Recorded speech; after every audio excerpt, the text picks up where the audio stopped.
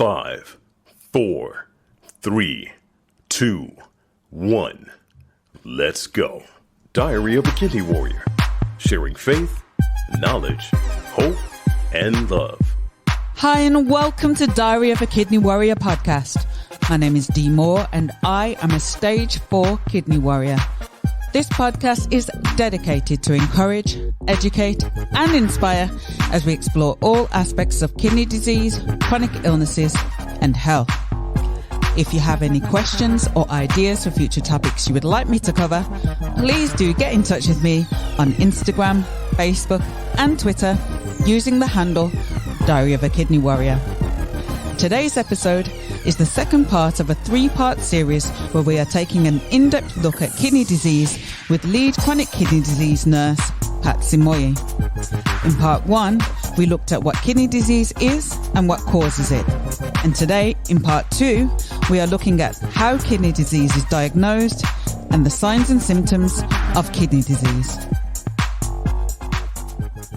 Hi, and welcome to Diary of a Kidney Warrior, the podcast. Welcome back for part 2. How are you doing today, Pat? I'm very well, thank you. And yourself? I'm good. I'm very excited to continue with our talks, taking us through the journey of, like part 1, we talked about what kidney disease is and what causes kidney disease. And now today for part 2, we're looking at how they diagnose people with kidney disease and what the signs and symptoms are. So I'm looking forward to learning more. So over to you. Thank you very much. And thank you again for inviting me to share with you the little bit I know about kidney disease. So what I'm talking about today is how we diagnose kidney disease. And I want to remind everybody that kidney disease, kidneys don't shout that I'm unwell. I want to remind you that you have to look for signs that the kidney is not right. And one of the big signs which we encourage all the diabetics to do is to have their urine tested for protein loss. Because when the kidneys show that they're squeezing out protein, it's because they are under stress. So we tend to say for all the diabetics, you need to, during your yearly checks, you need to have your urine tested as well. Because if we don't control the urine, the protein loss, you end up with leaky kidneys, which can actually, at the end of the day, damage the kidney as well. And leaking kidneys is also associated with a very high cardiovascular risk. So preventing the protein loss or monitoring the protein loss will ensure that when the treatments are given, as like Ramipril, like Ramipril, the Pril tablets, we also put people on either Sartans. The diabetics tend to go onto this type of medicines, or Sartan, Sartan, the ones that end up with the Sartan. They actually reduce the pressures inside the kidney that will reduce the protein loss. There are newer tablets as well which have come in to treat diabetes. They are called SGLT2s. An example of those, they end up with gliflozin. They are dapagliflozin, canagliflozin. Not only do they treat the diabetes, they actually treat the diabetes by getting rid of your excess glucose in the urine. They also reduce the pressures in the kidney and prevent damage to the kidneys. So one of the way we diagnose kidney disease is when you are losing too much protein. Now you are only allowed to lose very little protein through activity, through what we eat and everything else. And the level should just be 2.3 to 3.5. Once it starts moving on, we worry about your kidneys damaging. So that's why we tend to ask people to check for protein. The other thing that we actually also monitor is in diabetics is actually the HbA1c, the level of the glucose control. We want it to be normally the diabetic people say between 48 and 58, the HbA1c. But when people have advanced diabetes, advanced kidney disease, we tend to allow you to go out to the 60s, but we don't allow you to go up to further, mostly because it is much harder for people to know when they're going hypo if they've got kidney disease, which is advanced.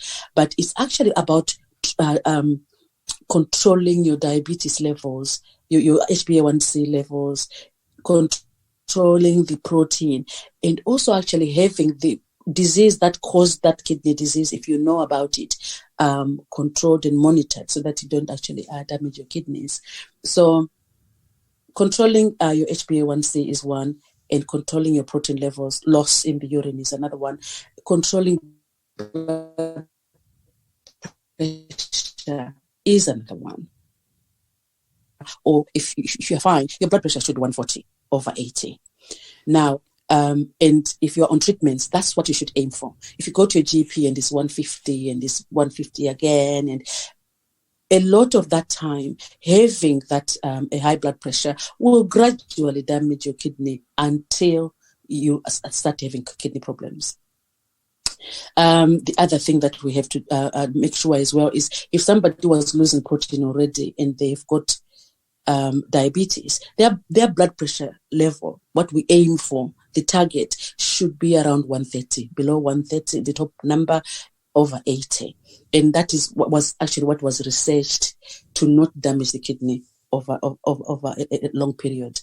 So that is very important for people to know their targets. So when you go to your doctors, know your targets. What is the treatment plan? Am I going to have? Do I need to control my protein loss? Do I need to control my blood pressure? Is my HbA1c, which is your glucose levels, are they normal? And just make sure that the treatment, the cause of whatever caused your kidney disease, is controlled, so that you don't continually damage your kidney. Now, the other problem that you can have, the other way we know that somebody has got kidney disease, if somebody has just come in, they've had a blood test, and their glomerular filtration rate, which is how much your kidney is functioning, how well your kidney is functioning, if it's below 60 and you are below 60 years old. If it's like that, we have to find out why. If you're not 6 years old, because sometimes it's because we've got high blood pressure. Sometimes it's we go to something else underneath a condition. Except, for example, the autoimmune conditions. When your own immune system starts attacking you, you tend to lose a lot of protein in the urine. You may lose blood as well in the urine, and that has to be diagnosed. That's when we do biopsies. If you are losing a lot of protein. So that we see it. The doctors look under the microscope. They see what it is, and they can treat it then properly. That is when somebody goes for a biopsy. If you are just losing a lot of protein for no particular reason, some people feel very unwell with it. Others, they are sort of on and off being unwell. Even when diabetics are also, they have their diabetes controlled, but they are losing a lot of protein. Then we have to look for other reasons behind it. So I know that sometimes with our GPs, if they see somebody with diabetes and they are losing a lot of protein, they put them on Ramipril or they put them on Sartans, and they just leave them. And it goes up and up and up. But because they are on an ACE inhibitor, on a tablet that should be lowering their protein, they don't actually think, it could be something else. So we tend to say for a lot of patients who have got their protein loss, which is called the ACR, the albumin creatinine ratio, if it's above 100 and it's actually going up, we need to find out what is there behind it. Because sometimes we have to do some other tests. For example, we have to do the immunology test. That's how we find out whether there's any autoimmune problems. Then we treat them. We send them to the clinic where they treat that. And you find the patients don't get as unwell. People who lose protein in their urine tend to proceed very quickly to needing dialysis. And if we actually find out those people earlier enough and we put them on the right medication and we send them to the right clinics. Then we prevent them from just actually dropping onto going to dialysis, really. So we check, we diagnose kidney disease by checking the blood pressure. We also, when we check the proteinuria, we may actually send patients for biopsies, and we know what exactly the underlying cause of the kidney disease. And we also send people for scans. Sometimes where there's blockages of flow of the urine, either before the kidney or after the kidney or in the kidney, we can pick it up on scans. And normally if there are blockages, it's not the kidney people who do it. It's not the nephrologist who does it. We have to refer that person to the urologist, and they are sorted out. And sometimes people don't lose any protein at all, but their kidney function just drops for no particular reason, and they feel unwell in themselves. And in some people, in adults who feel like that, sometimes we do the other tests, like checking on other people who got myeloma. We've discovered a lot of myeloma through that and things like that. So we need to find out. Some people with the history, like for example, ladies, they have recurrent infections, and those infections over time, they damage the kidney. So the history as well, if we sit down with someone and talk to them at length, we can actually suspect that, and then we send them for a scan. There's a lot of skin in the kidney, and then we know where they are, and we put them on medication to try and stabilize the kidney damage. Nowadays, we even got a calculation that we have. It's called a TANGRI, chronic kidney disease failure risk. Or kidney failure risk, where you can actually work out using the patient's blood results and urine ACR. You can actually work out how quickly they can progress to needing dialysis.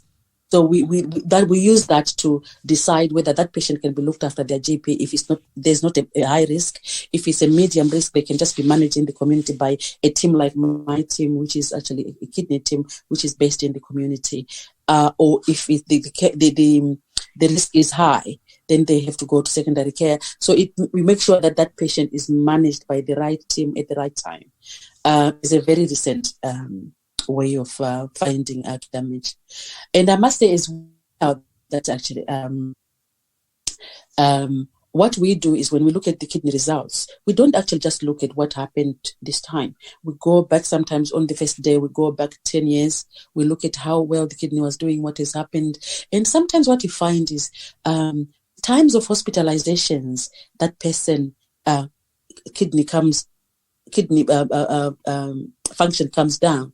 And when you look at it, I sometimes say, what happened in this year when there's a dip in their kidney function? And they say, oh, I think that's when I had the chest infection and I was admitted somewhere. And then and you find, well, they were there. They were not hydrated properly. If you are poorly hydrated, that will cause you kidney disease.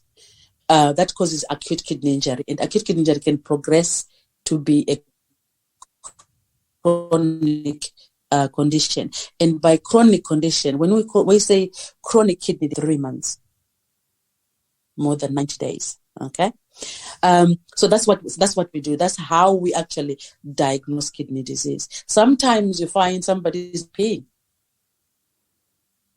People with enlarged prostate sometimes do that. They just stop peeing. And you have to find out why. You have to pass a catheter, and they start peeing. So all those things show that there is a problem somewhere there. You need to find out. And like I said, the kidney always shows when the person is very, very, very unwell. And actually when the kidney itself is very, very damaged, it's more than 50% damaged. So we need to look for it, and we need to manage it so that people don't go on dialysis unnecessarily. So that's the quick way we diagnose kidney disease. Like I was talking about GFRs, like how well the kidney functions every day. Normally, if somebody's kidneys are working properly and that person is below 60 years old, it should be working between 90 and It should be filtering about between 90 mils and 100 to 20 mils a minute. So if it's lower, then we need to find out why. Well, is that person dehydrated? Is that person hypertensive? Is that diabetic and they're not controlled and it's damaging their kidneys? Have they got an underlying condition which is causing things? What is happening with that patient? So doing blood pressures, doing weights as well, taking the patient's history, and also then sending them for investigations, depending on what you find, is actually how we diagnose kidney disease. I'm going to talk about the signs and the symptoms of the kidney failure. And before I do that, I need to speak about what the kidney does again, just to update you on that, because a lot of what the signs and symptoms are really because the kidney is not doing something it should be doing. So the very first one is the kidney controls your blood pressure. So when your blood pressure is not controlled, you have headaches. And these headaches are caused by the pressures, like in your head, of your arteries and your veins, which are actually at high pressure. And also, actually, if your kidney is not getting rid of enough waste in your body, you feel very tired and you feel just lethargic and actually very exhausted. And you can also accumulate fluid. Your kidney is responsible for getting rid of excess water from your body. Your kidney knows your quota, each one of us. And if it's not working properly, it does not always remember. Sometimes it overdoes it and you become dehydrated, or sometimes underdoes it, which is one of the very big problems. Because really drowning in your in your own fluid, because it all comes around your chest, it comes around your heart, it goes around your ankles, and it just goes into pockets that the water shouldn't, and you become very, very unwell. And it also increases your blood pressure, which is not a nice thing, and puts a lot of strain on your heart, which can also be a problem later on in life. Your kidney is also responsible for the health of your bones. Your kidney, it processes the vitamin D that we take into our bodies, either from food or from the sun, and it actually does the last processing of it. And when you do not have a calcium in your body, or when you don't have enough vitamin D in your body, you fail to absorb calcium into your bloodstream so that you put it in your bones and your bones are healthy. This is why then, if you don't have calcium, your body is made such that it scrounges everywhere. It leaches all the calcium from your bones and puts it back in the bloodstream, and your bones start hurting, and you can hurt in your big joints, and you also can also hurt in the length of your bone. And it's because your bones are getting weaker and they're getting brittle and they can break easily. So we check that most of the time, and we supplement it if there's any problems. If anyone is on alpha-calcidol, that is vitamin D. Your kidney, by getting rid of all this excess water, getting rid of all the excess waste, and then trying to make sure that there's harmony in the body, it maintains a normal pH, which will make you feel fine. When we do dipsticks, when you come to our clinics, we also check for the pH, because if your pH is very low, you need to go to intensive care, really, to go and be looked after. It's not a good thing. The kidney also maintains a normal hemoglobin. When blood comes to the kidney to be cleaned, the kidney looks for the quality. Has it got enough blood oxygen? Has it got enough salt? Has it got? If it feels like there's nothing which is wrong, it won't allow you to go out into the urine. So for hemoglobin, what the kidney does is it checks on whether there's enough oxygen being carried on the red cells that come through. If there's not enough, it produces a hormone, the EPO, that will go to your bone marrow and encourage the cells to become red, so that you can carry enough oxygen, so that you've got energy and you can run for the bus if you need to. So what then happens is, if you have the kidney is not working properly and you don't have enough hemoglobin you're anemic. we then start you on EPO, or we give you iron, or we give you folic acid, because actually when you look at the way the kidney works, when you are sort of, it's making a red cell for you, it's almost like making a Victorian sandwich. It's got ingredients it needs for it to make a normal blood cell. So vitamin B12 is one, folic acid is one, iron is another, and having enough albumin is another thing. So if you are lacking one of those, we actually give it to you, so that actually you've got enough to make your red cell. And then if we have made sure that all the other things are there in your body that the body needs to make a red cell, and you are still anemic, that's when we give you the EPO then. So that at least you can encourage your cells to become red. This is why we take so much blood off you when you come round to see us. So a lot of these signs and symptoms, except for high blood pressure, they don't show at all earlier on in life when we got kidney disease. It's a silent condition. This is why you need to look for it. If you've got a lot of fluid, which sometimes happens much later on, you swell. You swell everywhere. You swell your ankles. You swell the back of your, the small of your bottom here, around your eyes when you wake up, and you actually have sometimes you become breathless because you have got the fluid around your lungs. You can have the fluid around your heart as well, and it makes you very, very unwell. That's why we put you on furosemide. Then sometimes you will be on bendrofluozide, which is like another weaker water tablet, but we change it to a stronger one. Furosemide is a stronger one. So a lot of the medication that we are put on are trying to mimic what the kidney used to do. Now, because we can never do it as efficient as the kidney does, we tend to chop and change it all the time. And when you come back to clinic, we ask you, what are you on? And a lot of people actually are annoyed. I told you last time, but no. We need to keep the right dosage of your medication, and we prefer that you bring it rather than, I'm on furosemide, I'm on amlodipine, and you don't say how much. We won't know, because we need to know exactly, in case somebody did your blood pressure while you're away from clinic and they change it. We need to know so that we don't repeat what they did and sort of waste your time, or we don't actually overdose you by increasing something which has been increased already. Or and it needs to be monitored first, make sure it's working before you actually increase it again. So we need to know all that. So bring your tablet list, or bring your tablets in a bag, and we'll be able to actually decide what to give you as well.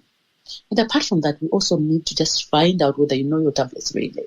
If you don't, then in my clinic, we tend to teach you that this tablet is for this, and this one is for that, and this is, and we always link it to what your kidney does. And if you are not getting on with that particular tablet, we always give you the best one. And if it's not working for you, we give you the second best one. So please do say if you find that your tablets are not working with you, because they are controlling your signs and symptoms. They are controlling your symptoms, and not only that, they are also some to reduce your risk of having cardiovascular disease, having a heart affected. For example, the statins, the ACE inhibitors as well, the bonds, because what happens is the alpha calcidol and things, if we don't treat you, you end up with a lot of calcium in your bloodstream, and it actually gets deposited in your blood vessels, and they become rigid. And when your heart is trying to push blood through your blood vessels, it won't relax and allow the blood to go through. It actually force it to come back, and that causes heart disease. The same as anemia. Anemia, if you are very anemic, your heart thinks that I'm not sending enough blood down to the big toe and back, and you have palpitations, and that will actually damage your heart with time. So we want to prevent that. High blood pressure does the same thing. It makes your blood vessels also very rigid, and allows blood to come back as well when it's pushed out of the heart, and that will actually cause the heart disease at the end. So what we are trying to do, we are trying to treat the symptoms, but we are also trying to guard you from developing heart disease. So, earlier in CKD, in chronic kidney disease, there are no symptoms. Kidney disease is a silent killer. Later on, that's when you start swelling. That's when you start having headaches. That's when you start having bone pains and bone disease. And that's when you become very breathless, either because you've got so much fluid which is around your lungs and your heart, or it's because you're anemic. You don't have enough oxygen going around because you're anemic, because your body hasn't got enough red cells to carry your oxygen around and make you feel healthy. Or you become very breathless sometimes, like you're having a panic attack because you've got a pH which is very low. That is actually a medical emergency. You need to be seen in intensive care if that is happening. You just need to be checked on also whatever is causing your kidneys to fail, that also you don't have symptoms from that, so that it's actually managed. Because everybody, I always say to people, when you go into your clinic room, don't look at people and say, oh my God, I'll be there like that next time or whatever. Because what brings people there is all very, very different. And your picture will be consistent with what causes it, how you are actually controlling things, and how you're getting on. So I always say, try to get on, because if you ignore it at its silent stage, it will quickly drop to a later stage where you actually struggle with kidney disease with all the symptoms, and you won't be well. And sometimes actually we then start deciding on whether to put somebody on dialysis, either because they've got too much fluid on, or either because they are just feeling so unwell with so much waste because everything else has been damaged and no treatment has been taken. So do take your medication, because we try to actually control your symptoms. We are trying to mimic what the kidney has been was supposed to do, and it's not doing it at all. Okay, so there's a lot there that people might be having these symptoms but not realize that it's to do with their kidneys. For example, if you have a headache, you wouldn't necessarily think, oh, my kidneys are in trouble. You think, I've got a headache and, I'm going to take paracetamol or, whatever painkiller that you normally take. And tiredness as well.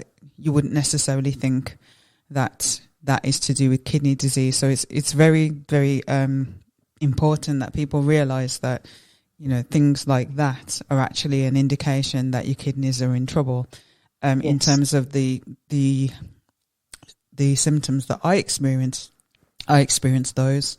I had headaches. I was extremely exhausted.